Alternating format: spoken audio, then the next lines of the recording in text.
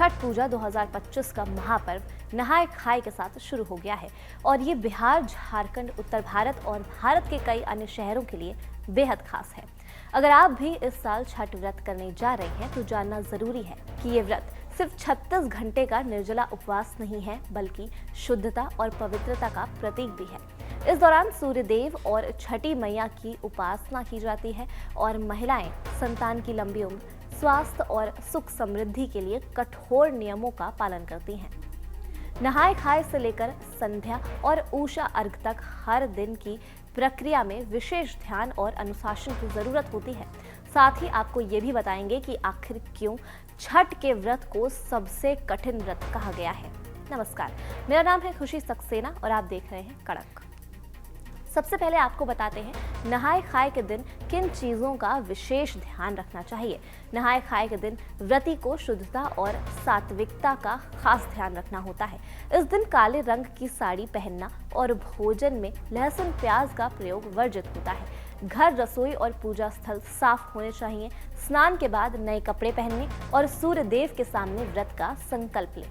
भोजन केवल एक बार नए मिट्टी के चूल्हे पर पकाकर खाएं।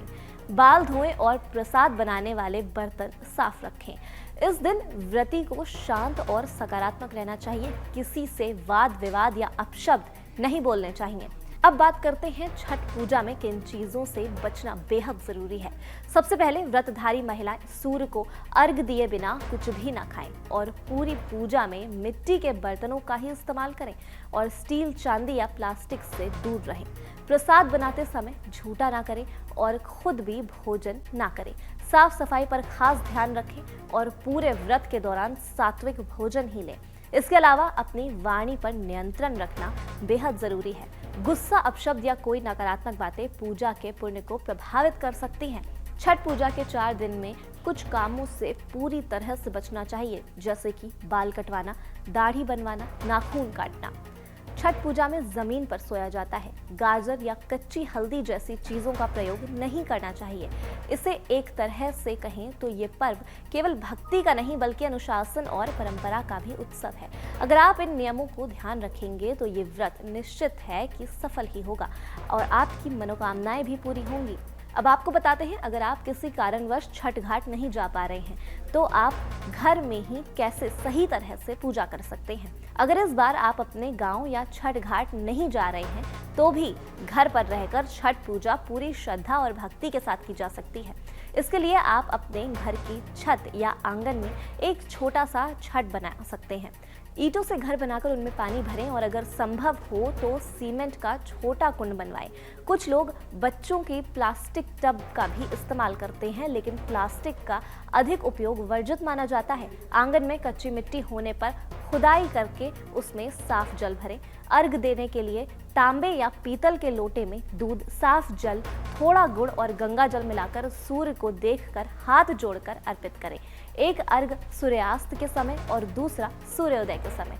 पूजा सामग्री जैसे ठेकुआ, सफेद कपड़े, फलों की टोकरी, पूजा का सूप और दियाली, लाल पीला सिंदूर, अगरबत्ती, दीपक और मिट्टी के दिए अच्छी तरह से साफ करके पूजा थाली में सजाएं। छठ के 4 दिन व्रतधारी लहसुन प्याज का सेवन ना करें।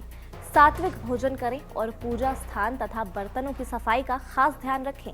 छठ पर्व केवल एक धार्मिक उत्सव नहीं है बल्कि शारीरिक, मानसिक और आध्यात्मिक रूप से सबसे कठिन व्रत माना जाता है। ये 36 घंटों तक चलने वाला उपवास व्रती की सहन शक्ति, आत्मबल और मानसिक संयम की परीक्षा लेता है। 4 दिवसीय इस व्रत में नहाय खाए से शुरुआत होती है, जिसमें व्रती घर की सफाई, पवित्र वस्त्र और निर्मल मन से पूजा करता है। शारीरिक और भावनात्मक शुद्धिकरण पर जोर होता है। आपको बता दें, छठ का प्रसाद बनाना भी आसान नहीं है। छठ पर ठेकुआ प्रसाद में बनता है।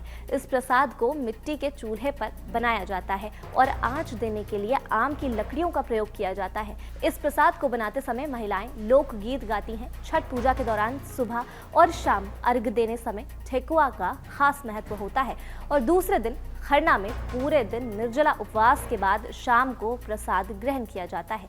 जबकि संध्या अर्घ और प्रातः अर्घ के बीच व्रती ना तो जल ग्रहण करता है और ना ही अन्य। इस दौरान न केवल आहार से बल्कि वचन, कर्म और मन से भी शुद्धता बनाए रखना होता है, जिससे छठ व्रत की कठिन तपस्या और आत्मशुद्धि का अनुभव बन जाता है। आप सभी को छठ की हार्दिक शुभकामनाएं। जाते जाते आपको बता दें कि आप बन सकते हैं कड़क कैंपेन सांस लूं या जी लूं का हिस्सा। कमेंट्स में लिखें राइट टू ब्रीथ और बताएं कैसे बनेगा पोल्यूशन फ्री इंडिया, और अपने आइडिया को कमेंट सेक्शन में जरूर शेयर करें। बहुत हम पूरा साल इंतज़ार करते हैं इसका, एक हमारा एक इमोशन जुड़ा हुआ है, हमारी फीलिंग्स जुड़ी है, हमारा कल्चर सब कुछ, मतलब बता नहीं सकते। हम पूरा साल इंतज़ार करते हैं इस दिन का, दिल से इंतज़ार करते हैं। और हम दिल्ली से आए हैं, मज़ा नहीं आता है वहाँ पे हमें, वो जो यहाँ मज़ा आता है ना बिहार में, पटना में, वो अलग अलग, सब अलग अलग। ये रांची से हैं, ये आसाम से हैं, हम दिल्ली से हैं, और हम लोग को यही मज़ा आता है और बहुत अच्छा लगता है। बिहारियों के लिए ये छठ पर्व क्या मायने रखता है? बहुत ज़्यादा हमारा इमोशन है ये। नाम से, छठ के नाम से, छठ के गीत से आंखों में आंसू आता है हमारे। मैम कुछ छठ पूजा के बारे में बता दीजिए। छठ छठ एक नेचर को किया हुआ पूजा है। हम नेचर को धन्यवाद देते हैं जो भी वो हमें देते हैं। हम सूर्य की पूजा करते हैं, हम जल की पूजा करते हैं, हम प्रकृति की ही पूजा करते हैं। हम प्रकृति को धन्यवाद देते हैं और बदले में हम उनसे मांगते हैं कि प्रकृति हम सबके जीवन में खुशहाली दे। हम सबको, हम पूरे परिवार के लिए, पूरे देश के लिए, पूरी दुनिया के लिए मांगते हैं प्रकृति से। छठ के लिए क्या बधाइयाँ लोगों को देंगी? छठ के लिए अच्छे से हो जाए। छठ के लिए यही बधाई देंगे कि छठ अच्छे से कीजिए, गंदगी मत फैलाइए, और हमारा व्रत है, पूजा है, उसके हिसाब से कीजिए। बहुत इंतजार रहता है, कहाँ बहुत। से आई हैं आप? हम तो यहीं किए हैं, पटना किए हैं। पटना से ही हैं। हाँ पूरे साल लोग इस पर्व का इंतजार करते हैं, हाँ जी। इतना इमोशन जुड़ा हुआ होता है। इमोशन तो है ही, सबका है। यदि ये इमोशन ही तो है, आप भीड़ देख के पता लगा सकते कि इमोशन ही है। आप क्या कह सकते हैं इसके बारे में कि आप ये बच्चे, हाँ देखिए, बूढ़े बच्चे जवान सभी कर लेते हैं, इसमें सबका सहयोग रहता है, तो इमोशन ही तो है ये। मैम छठ ही ऐसा पर्व है जो हाँ। डूबते सूरज को भी अर्घ अर्घ दिया दे जाता रहता है है और और उगते हुए को भी सूरज का दे। कितना वो जो फीलिंग है वो उसको कैसे बयां कीजिएगा आप? यहाँ कैसे करेंगे, कहेंगे कि हम, ये हमारी ज़िंदगी का उतार चढ़ाव दोनों है। आप इसे रिलेट कर सकते हैं कि आप, यदि आप नीचे हो रहे हैं तो डरिए मत, उत्साह के साथ ऊपर उठिए, है ना, यही है।